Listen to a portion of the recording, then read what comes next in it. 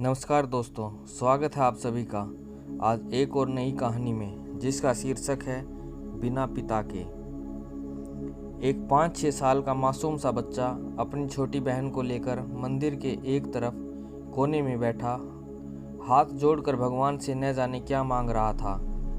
कपड़ों में मैल लगा हुआ था मगर निहायत साफ उसके नन्हे नन्हे से गाल आंसुओं से भीग चुके थे। बहुत लोग उसकी तरफ आकर्षित थे और वह बिल्कुल अनजान अपने भगवान से बातों में लगा हुआ था।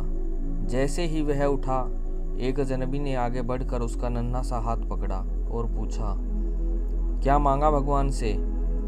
उसने कहा, मेरे पापा मर गए हैं, मेरी माँ रोती रहती है, मेरी बहन माँ से कपड़े सामान मांगती है, उसके लिए पैसे। अजनबी ने पूछा, तुम स्कूल जाते हो? अजनबी का स्वाभाविक सा सवाल था।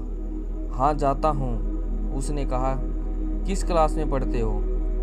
अजनबी ने पूछा। नहीं अंकल, पढ़ने नहीं जाता।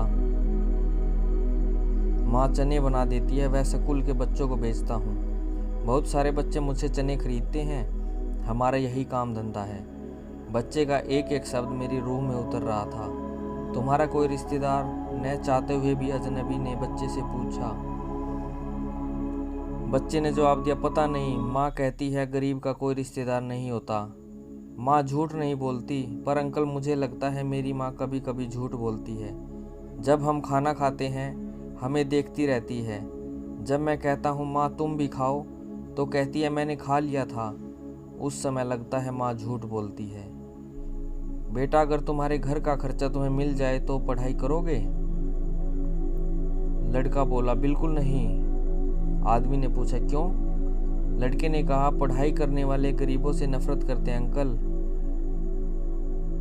आज तक हमें किसी पढ़े हुए ने कभी कुछ नहीं पूछा, हमारे पास से गुजर जाते हैं। अजनबी हैरान भी था और शर्मिंदा भी।